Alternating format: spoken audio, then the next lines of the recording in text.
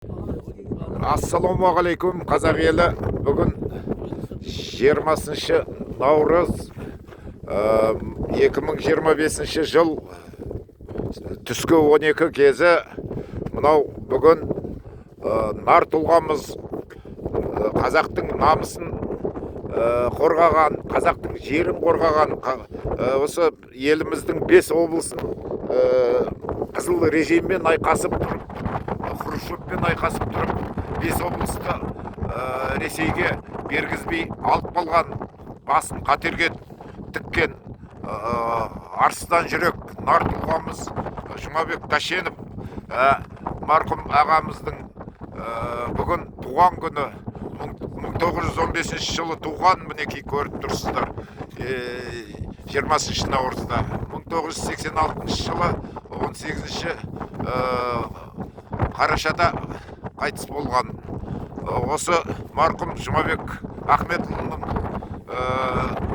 туған күніне байланысты мынау Астананың елім деген, жерім деген азаматтары келіп, осы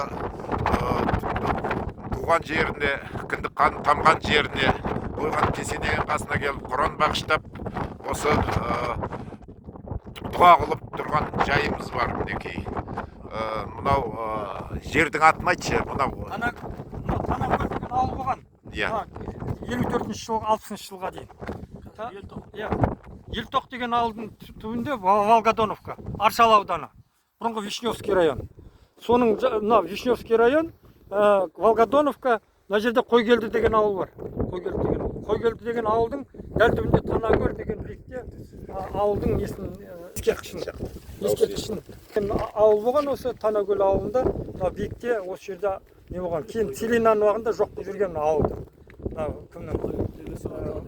Жұмабек Тәшенов атамыздың ауылы. Бабатай деген ауыл, иә? Бабатай ар жағында. Бабатайдың бер жағында Волгодоновка, қазір аты Елтоқ. Елтоқ деп бұрынғы Волгодоновка. Мынау Аршал ауданы, Вишневский район. Қазір Аршал ауданы. Сол Аршал ауданының Астанадан 50 шақырым жерде осы мына Танакөл. Қойгелді деген ауылдың дәл түбінде шақырым. Мына жерде Қойгелді деген ауыл бар. Соның дәл түбінде. Осы жерге келіп жаңағы енді сондықтан мына енді нақысқан ақсақал өзіңіз туралы айтыңыз. Құрметті отандастар, міне бәрі жаңа айтты, міне Асанхан бауырымыз. Осындай қазақтың 5 облысын Ресейге қосылып тұрған жерінен алықпаған осындай атамыз міне 110 жасқа келіп, соның басына келіп, тағзым етіп, шамалы болса да Астана белсенділері келіп тұрмыз. Бірақ өкінішке орай, қазіргі осы жерде бүкіл мен қазақпын дейтін ұлт жанашырлары жүруге тиісті мына жерде. Осындай азаматқа қазіргі биліктің дұрыс қол паштап жағдай жасамай жатқаны өкінішті болып тұр, әрине баршамызға. Не істейсіздер? Енді мынандай уақытта нағыз артымыздан ұрпағымызды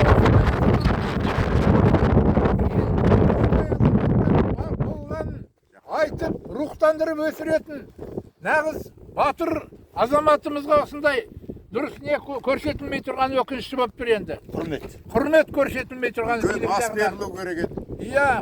Қандай той жасаса, бұған 40 күн той жасаса да бүгінсіге көп болмас еді. Жайшылықта неше түрлі жаңағы керек жоқ құрылтайларға миллиондап, миллиардтап шашып, билігіміз ойларына келген істеп жатыр. Мынандай адамдар, азаматымыз осындай құрмет көрсетілмегеніне ренжіп тұрмыз енді. Бірақ енді артында қалған оңалар дейді, әлі де биліктен халқымыздың ішінен осындай дана шығып, елімізді, егемендігімізді сақтап, еліміз болашағы жарқын болады деп сенеміз. Әмин. Енді тағы бір айта кететін мәселе, осыдан 1 жыл бұрын бұл 110 жылдығы келе жатқан кезде Аршал ауданының әкімдігінде осы тақырып қозғалған. Сонда айтқан 20 наурыз ол мынау Ақмола облысында қолайсыз, күзге қарай сол тамыз, қыркүйек айларында күн жылынғанда жақсылап тойын өткіземіз ғой деп сондай сыбыс болған. Солай енді уәде берген. Енді қазір осындай енді мынау Ақмоланың несі қолайсыз, сондықтан 110 жылдығын әлі республика деңгейінде атап өтеді деген үміттеміз.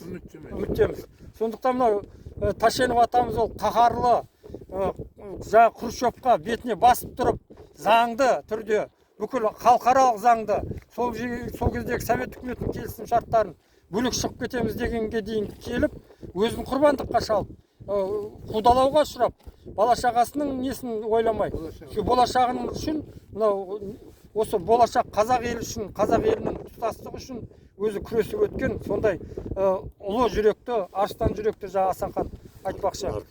Нар тұлға, ұлы тұлға. Осы атамыз 110 жылдыққа, 110 жасқа келді. Құттықтаймыз, құтты болсын мерейлі тойы. Осы тойды дұға, жаңа Құран бағыштады Бағысқан атамыз. Қабыл болсын. Қазақтың елі, қазақтың жері бұдан былай тұтас болуға Алла тағала нәсіп етсін. Біреуге сыртқа беретін бір уыс топырағымыз жоқ. Облыстап, аудандап баратпақ түгілі. Қазақтың елі, қазақтың баласына қызмет етуге бәріміз атсалысамыз.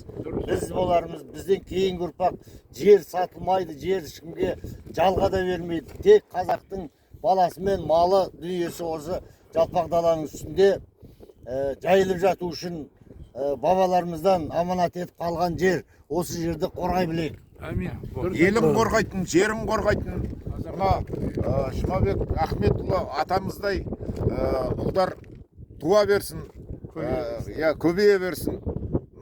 Бүгінгі бағышталған дұғамыз қабыл болсын. Тәуелсіздігіміз мәңгілік болсын. Жұмабек атамыздың аруағы қолдасын. Аруағы риза болсын. Амин.